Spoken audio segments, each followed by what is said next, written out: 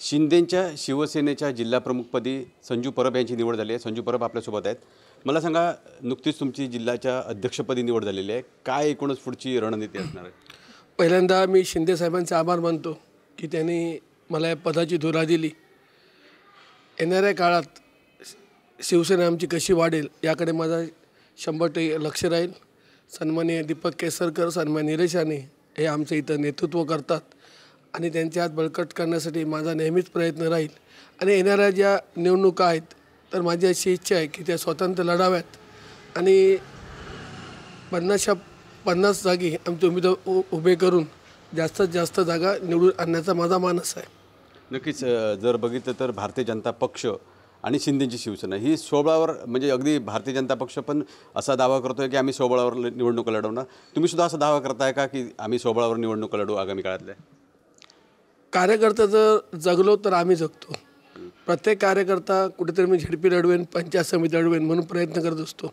युती झाल्यानंतर कुठच्या तरी एका कार्यकर्त्यावर अन्याय होतो, तेव्हा आमचं असं मत आहे की ह्या मैत्रीपूर्ण लढती व्हाव्यात आणि त्यानंतर आम्ही एकत्र येऊ, असं माझं वैयक्तिक मत आहे। पक्षाचं मत नाही, आमच्या नेत्यांचं मत नाही आहे, पण माझं असं मत आहे की त्यानंतर एकत्र यावं, पण ह्या आमच्या लढाया या मैत्रीपूर्ण व्हाव्यात। नक्कीच जर बघितलं तर तुम्ही म्हणताय मैत्रीपूर्ण लढती व्हाव्यात, जर बघितलं तर तुमच्या बाजूला निलेश राणे आहेत, दीपक केसरकर अशी ताकद आहे, तर भारतीय जनता पक्षामध्ये सुद्धा नारायण राणे असतील, नितेश राणे असतील, अशा पद्धतीची ताकद पाहायला मिळणार आहे।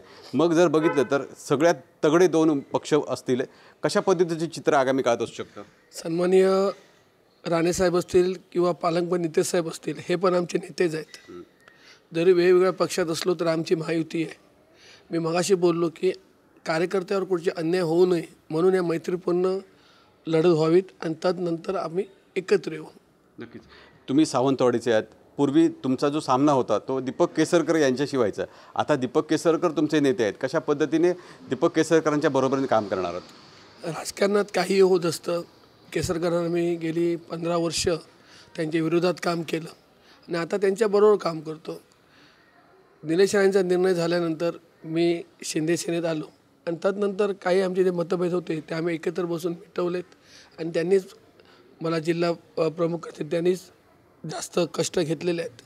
नक्कीच तुम्हाला जी जबाबदारी दिली आहे ती या बाजूची दिली आहे, म्हणजे सावंतवाडी असेल, कुडा असेल, वेंगुर्ला असेल, काय वाटतं या बाजूला 100% शिंदेची शिवसेना पाहायला मिळेल का? जिल्हा प्रमुख म्हणून माझी तीच इच्छा असेल आणि तेच माझे प्रयत्न असतील।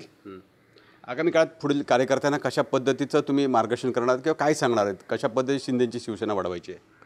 कार्यकर्त्यांना प्रत्येक बूथ वाईज आम्ही काम करत आहोत। बूथ अध्यक्षांना तशी आम्ही वॉर्निंग पण दिलेली आहे, आतापासूनच कामाला लागला आणि बूथ अध्यक्ष आमचे स्ट्रॉंग आहेत। दीपक केसरकरांना सुद्धा इथं 40,000चं मतदान मिळालेलं आहे।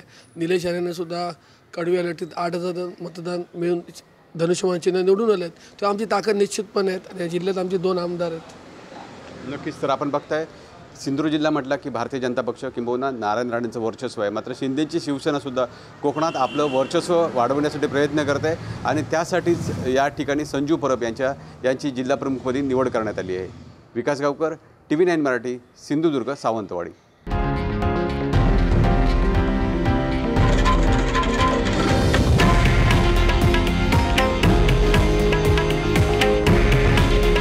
हे आहे देशातील नंबर 1 न्यूज नेटवर्क आणि आपण पाहत आहात TV9 मराठी।